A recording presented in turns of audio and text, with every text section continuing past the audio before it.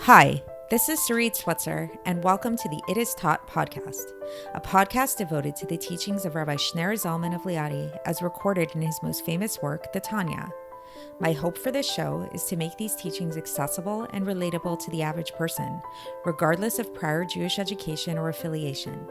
The episodes follow the prescribed daily study portions and are meant to serve as practical lessons in how to live your life as your true self and develop an authentic and powerful relationship with your Creator. I have personally experienced the effects the study of this work has had on me, and I'm excited to share what I can of this knowledge with you. So please join me on this journey of learning, self-growth, and connection with your source.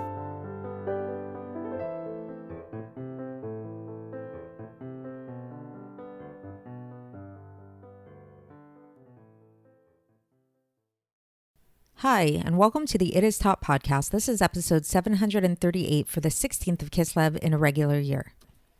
So relationship advice 101 is that when your partner or spouse comes to you and starts complaining about their day, how they had a really hard day or something's going on in their life that's just really difficult or something like that, unless they specifically ask you for advice, chances are they're really just looking to vent. And chances are, what is this venting about? What do they want from you? They really want you to just listen to them, to hear them, to see them, to empathize with them so that they're not alone in their suffering. And often, if we try too hard to kind of like minimize the issue, minimize the problem or fix it or something like that, it just makes it worse. Versus when we really sit there and we listen to the other person, when we really give them that space, that understanding, that empathy, then often that may not, solve the problem entirely, it can alleviate a little bit of the suffering. And sometimes when we ourselves are going through a hard time, we can be that person. We can be that person that just, listens to ourselves, lets ourselves have that space instead of trying to fight it, instead of trying to ignore whatever the pain of whatever it is that's happening to us, to actually give ourselves that space and acknowledge that yes, we are going through a hard time. Yes, this is a difficult situation right now, and that itself, that acknowledgement, can actually help. And now, what's another thing that we can do to help this kind of situation, this kind of thing, is to actually go and realize that if we're going through a hard time, chances are other people are going through a hard time too. And maybe there are some people who are going through an even more difficult time than us, who have it even harder than us.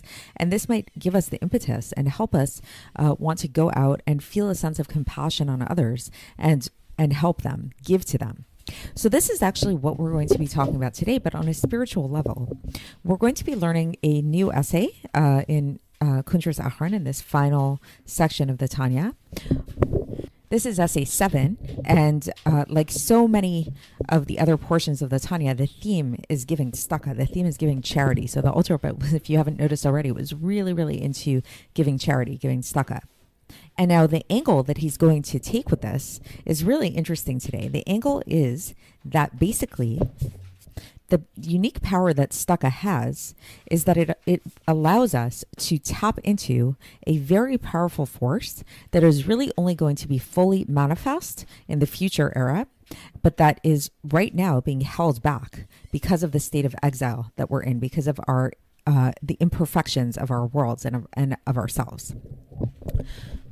So to start getting into the text here, the Alter Rebbe begins and he points out that in the book of Amos, at the end of chapter 5, there's a reference to tzedakah as being like a Nachan Eitan, like a mighty current.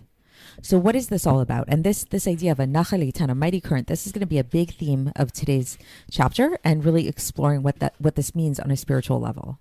So this Nachan Eitan, this mighty current, right? So the word Eitan, it's a very interesting word, this word Eitan. Eitan sort of signifies strength, might. In Kabbalah, it's referred to as the Nekuda Be'echala, the dot within the chamber. What dot and what chamber? What does that mean?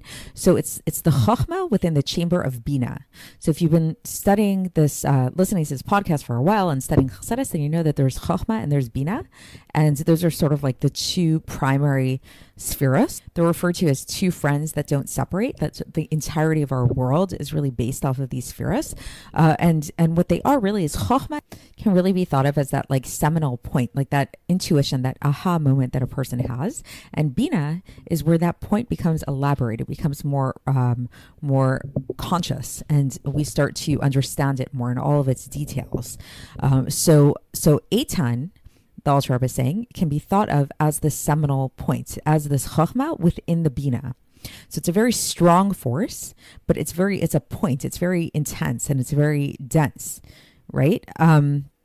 Another thing about Eitan, which is really interesting, is that if you look at the letters that make it up, Aleph, Yud, Taf, and Nun, one thing that they all have in common, which you may not recognize if you don't think about it before, is they all have to do with the future tense. So in Hebrew, those of you that know Hebrew, in Hebrew, whenever we want to say something in a future tense, like let's say if you say walking, the word for walking in Hebrew is lalechet, to walk. But if you want to say, so ani holechet, I am walking. What about if you want to say, I will walk in the future?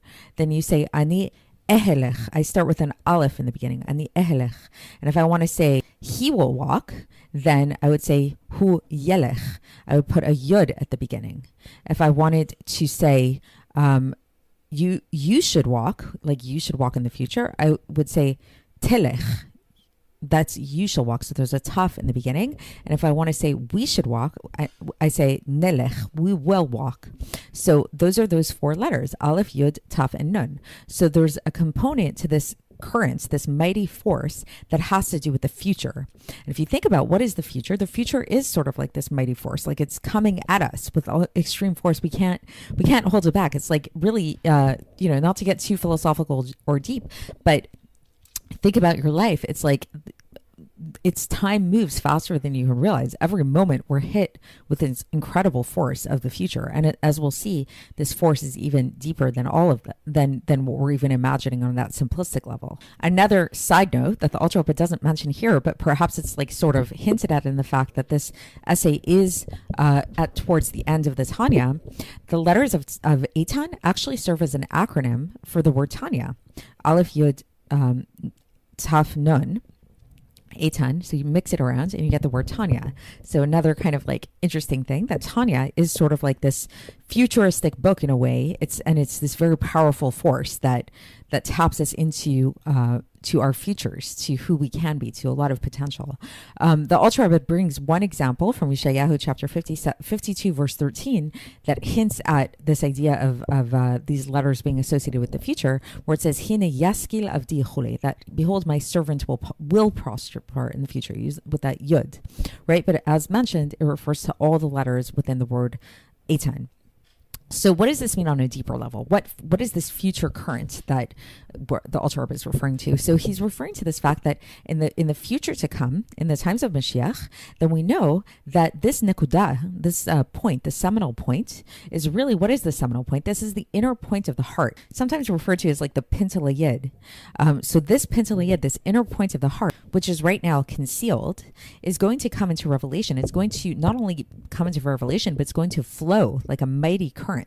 And what this means really, not just for ourselves, for our inner point of the heart, but for God. God's chokhmah ilah. So remember the seminal point is chokhmah. So the supernal chokhmah is going to be revealed in our inner hearts, in the inwardness of the heart.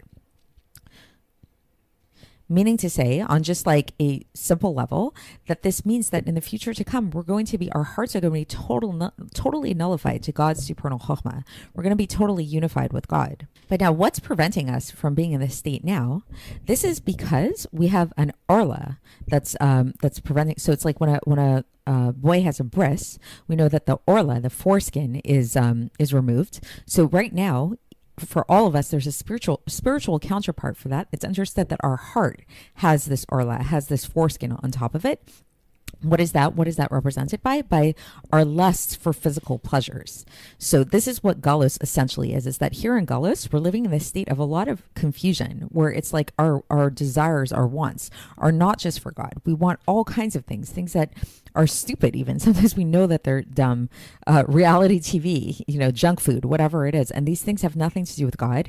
And this is what we can think of as the foreskin of our heart. But yet in the future to come, then this foreskin of the heart is going to be removed, and then we're going to see this like current, this mighty current is going to flow, that's really going to attach us to God in a total way, where we have nothing. We're going to be totally nullified to God. No external desires at all. So this is all well and good that this is what's going to happen in the future to come. But what about right now? So the Alter Rebbe says that actually there's a way that even though we can't experience this full current right now, there's a way for us to tap into, to have a little bit, just a small bit of this light of God that is understood to be in this on this aspect and this level of Eitan. There's a way that we can right now have a little bit of this light shine into our hearts, so we can get a taste of this future to come. How do we do this? We do this, believe it or not, through compassion. So remember how I spoke about in the introduction that like if you really want to help a person who is downtrodden, who is not feeling good, the best thing that you can do is to have compassion on them, to just hear them out. So here too, this is the same idea. So basically, when we're living in a state of exile and we don't really have immediate control over that, we can't fix it. We can't like snap our fingers. You know, the Rambam does say that like we never know what mitzvah is going to tip the scale to bring Mashiach to come, but we don't know. We really don't know. It's not really in our control. It's ultimately in God's control. So this is a very frustrating thing when we recognize this. It's like we're in exile. We can't get out of exile. What can we do? So just like this person who is really going through a hard time and they just want somebody to acknowledge them, our souls are going through a really hard time. Our godly soul that's found within us, it's like, hello, like, why are you guys out there partying? Why are you guys having such a good time? You don't realize that I'm hurting. You don't realize that I'm in pain. It's just waiting for somebody to acknowledge it. And so really, that's the first thing that we can do. If we want to tap into this future era, if we want to kind of give our souls a little bit of relief from this exile, we need to acknowledge this. We need to have compassion on our godly soul and realize that, yes, this is not a normal state of existence. We're in exile. You're not supposed to be here. You're not supposed to be in captivity. This is not how the world is meant to be. And this isn't something that needs to be forced. This is something like when we have a recognition of the fact, we recognize that our true reality is to be one and unified with God, then truly we should have Rahmanas on this spark of our soul. Because our soul, what is this godly soul that we have? This godly soul that we have comes from the supernal wisdom of God. And it's being blocked right now. It's like our inner godly essence is being blocked from being able to manifest. And so this is what exile really is. So this can really cause us to, if we tap into this, we're going to experience, hopefully, a true Rahmanas on our souls. And through this Rahmanas, through having this compassion, through having this empathy, it actually gets out of its exile a little bit. Just like, again, like when you talk to somebody and when you just hear them out and you feel their pain and you really acknowledge the pain that they're going through, they feel a little bit better, right? It helps them. It helps them a little bit. It eases their pain. And this is referred to as, there's an allusion to this, says the Alter Rebbe, in the verse, in Yeshayahu chapter 29 verse 22, Yaakov asher pada et Avraham, that Yaakov redeemed Avraham. So on a Kabbalistic level, then Yaakov is referred to as the attribute of mercy, and Avraham is the idea of ava, the idea of love. So this compassion redeems the love, like it kind of arouses this great love from above. And this is explained further at length in the first part of Tanya in chapter 45. And so you can go look that up if you'd like to. And so now the next part that the Alter Rebbe explains is that there's this principle that we've brought up many times, that an arousal from above, an asarusa de la'ela, as it's called in Chassidus, is dependent upon our arousal from below. Meaning to say, if we want, ultimately, like let's say it's like we want, like now we're shifting it a little bit and we're saying that we're the ones in pain, we're the ones in suffering, and God is the one that's listening to us. If we really want God to listen to us, if we want that arousal from above, that God's going to shower compassion upon us, we have to give God something. We have to do something down here to stimulate that. So how can we do that? Is if we can actually do it with actual gold and silver, with money. What does this mean? Through giving tzedakah. Because giving tzedakah, now we can understand why it is that tzedakah is, going back to the beginning of this essay, is referred to as a Nachan Eitan. as an actual mighty current. So it's like thinking about it and there are different ways to give tzedakah. You can give tzedakah in like sort of like just a little bit here and there. Okay, I did my job. I'm supposed to give a little bit of tzedakah. I have to give a tenth. I did my part, whatever. Or you can give like a mighty current, like just give. And this is referred to, the Alter Rebbe concludes here. He brings this verse from Eov chapter 2, verse 4, where it says, Or ba'ad or, that a person should give v'chol asher leish yitan ba'ad nafsho, that how much should we give? Skin for skin. Everything that a man possesses, he will give for his soul. So this idea was brought up previously in the Tanya, that when we were talking about this idea, that like when it comes to medical expenses, God forbid somebody has an issue medically, money is no object. We spend and spend and spend in order to get well. We'll do anything to save our lives. So here too, once we tap into this like suffering of our godly soul, it's the same idea. It's like what wouldn't we give in order to redeem our godly soul? And because we want to shine the light of God, called the vitality, the life into the godly soul. So for this, we'll give anything. So the bottom line is that a few things. First of all, that in the future to come, there's going to be this mighty current, which what that means is that the internal chachma of God is going to be revealed in the world. Right now, we're not in that state. We're in a state of exile, and our godly soul is suffering and is in captivity as a result of this. And it's like there's this mighty current that's just waiting. Think about like a dam that's like holding back the water from going. It just wants to burst, but it can't burst. But so the good news is that we can help it a little bit. We can help it seep through. The way that we help it seep through is, first of all, by acknowledging the issue, by acknowledging that there's a problem. It's like the first solution, the first route to a solution, the first step in healing is diagnosing, right? So it's like really recognizing like, oh wow, the godly soul is in exile. You have compassion on yourself, you have compassion on your soul, and that alleviates the pain, the suffering a little bit, and causes a little bit of the light to shine through. But even more than this, if we want to really arouse God's compassion, so that God actually comes in and has compassion on us and actually does something about it and speeds up this process of Galus and brings Mashiach already, then we can really stimulate compassion down here below by giving tzedakah, and by giving tzedakah in a way that's not just limited and measured out and whatever, but really just a lot, like a mighty current, like this mighty current of giving tzedakah, giving and giving, giving, giving. This is like we're just giving in a way that somebody would spend in order to get well, in order to heal. That's because we want to heal our souls. We want to get out of this exile, this captivity already. And this Hashem will cause God to respond in kind and give to us in that kind of way, without measure, and bring Mashiach and take us out of Galus. So that's it for today, and we will continue tomorrow when we move on to the second to last essay in Kuntres Acharon. So we're really getting there, guys. Stick with it, and I'll speak to you then. Thanks for listening to the It Is Taught podcast, hosted by Sarit Switzer. This podcast is dedicated in loving memory of my maternal grandfather, Avraham Yitzchak ben Binyamin HaKohen of blessed memory. Music by Shoshana. If you enjoyed this episode and would like to support the show, please share it with others and subscribe on YouTube, Apple iTunes, Spotify, or wherever you listen to podcasts. And make sure to leave us a 5-star review. To find out more about the It Is Taught project, including more information on my soon-to-be published book, please visit our website, itistaught.com. To catch the latest from me, follow me on Facebook, Instagram, and Twitter. Looking forward to speaking with you tomorrow, and until then, have a great day.